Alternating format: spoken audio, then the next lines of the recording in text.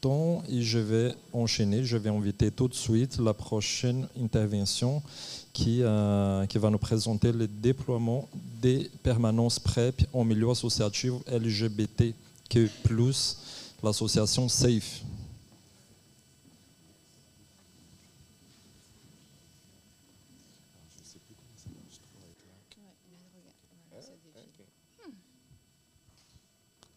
Allô. Bonjour tout le monde. Je me présente, je suis François Ashkar, donc président de l'association SAFE à Saint-Martin. Et j'ai aussi une double casquette, je suis animateur d'action depuis 3 ans sur le LM de Saint-Martin, en tant qu'animateur d'action en prévention RDR TROD. Mais avant tout, je voulais tout d'abord remercier l'équipe d'organisation pour ce congrès. Maude, j'espère que je ne vais pas oublier de prénom, Maude. Alors Maude, Bénédicte, Jude, je voulais vraiment vous remercier et aussi pour les autres organisateurs, vous nous avez vraiment bien accueillis, on a été accueillis comme des rois. Donc merci pour ça, je voudrais remercier aussi l'ARS qui m'a permis de pouvoir venir représenter mon association ici aujourd'hui. Et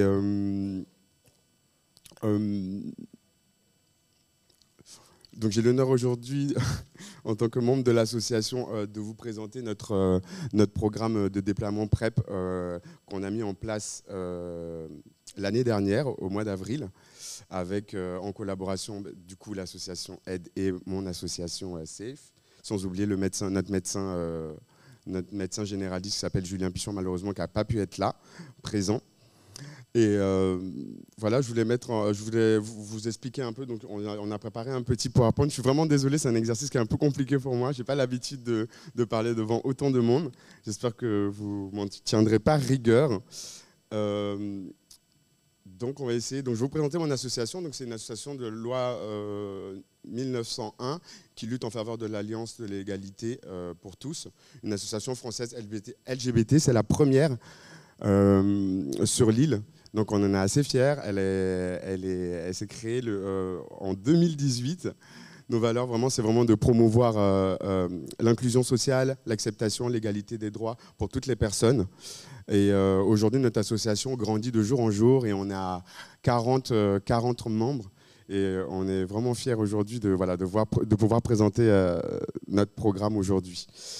Donc avant, je vais essayer... Ah, j'ai un problème.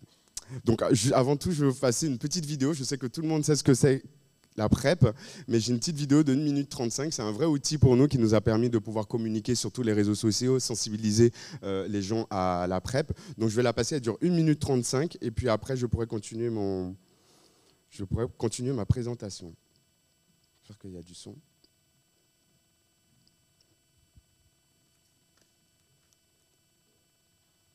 Nouvel outil de prévention contre le VIH. Mais de quoi s'agit-il? À qui ça s'adresse? Et comment ça marche? La PrEP, c'est un nouveau moyen de prévention contre le VIH, le virus du sida. Le concept est simple. Je vais essayer de mettre un peu plus de son. Prendre un traitement antirétroviral pour empêcher le virus de... Allez, c'est bon. On entend de plus en plus parler de la PrEP, ce nouvel outil de prévention contre le VIH. Mais de quoi s'agit-il? À qui ça s'adresse? Et comment ça marche? La PrEP, c'est un nouveau moyen de prévention contre le VIH, le virus du sida. Le concept est simple, prendre un traitement antirétroviral pour empêcher le virus de pénétrer dans le corps. Cela s'accompagne d'un suivi médical régulier avec des dépistages pour les autres IST. La PrEP s'adresse à toutes les personnes séronégatives qui n'utilisent pas systématiquement le préservatif et qui appartiennent à des populations particulièrement exposées au VIH. Cela concerne les hommes ayant des rapports sexuels avec les hommes, gays, bi ou curieux, les travailleurs et travailleuses du sexe, les personnes migrantes et notamment les femmes, les personnes trans, les usagers de drogue par injection. En France, la PrEP est accessible uniquement sur prescription médicale. Elle est remboursée à 100% par l'assurance maladie. Elle peut être prise de 2 manières. Une pilule par jour, chaque jour, c'est la prise continue.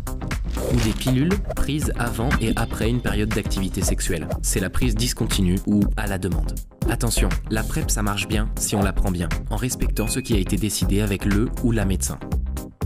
La PrEP, ça permet de vous protéger efficacement du VIH, de décider de votre protection, notamment si vous rencontrez des difficultés à négocier le port du préservatif lors d'un rapport sexuel, de bénéficier d'un suivi médical régulier.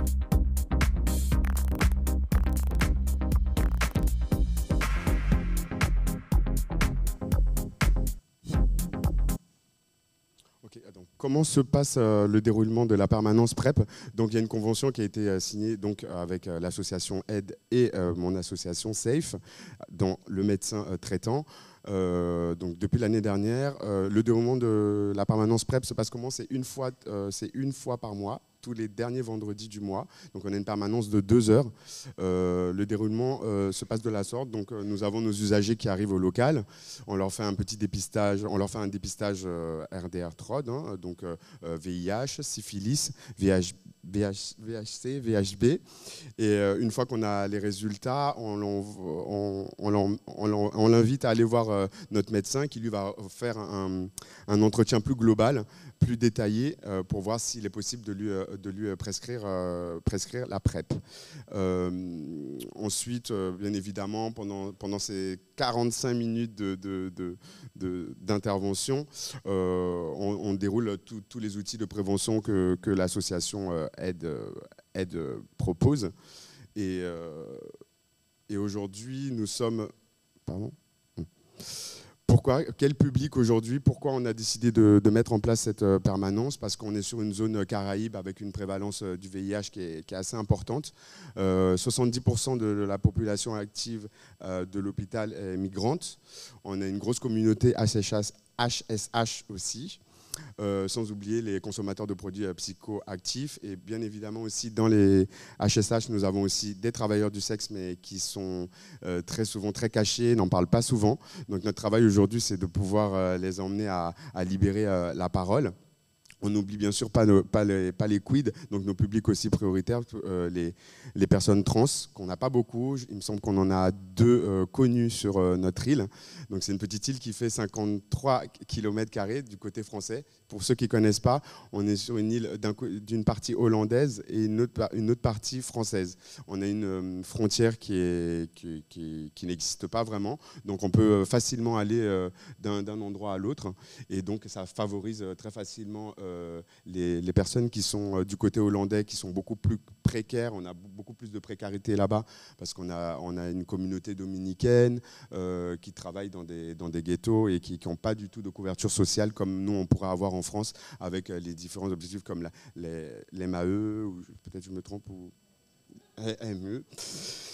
Et donc voilà, donc on a décidé, de par mon expérience chez AID, en faisant les TROD sur le terrain, on s'est rendu compte en proposant les outils qu'il y avait plusieurs personnes qui souhaitaient bénéficier de la PrEP, ils ne comprenaient pas très bien ce que c'était.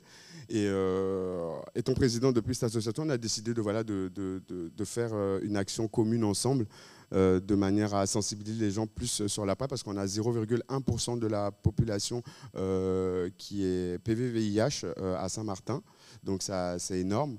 Sur environ, si je ne vous dis pas de bêtises, on a environ 37 000 habitants du côté français.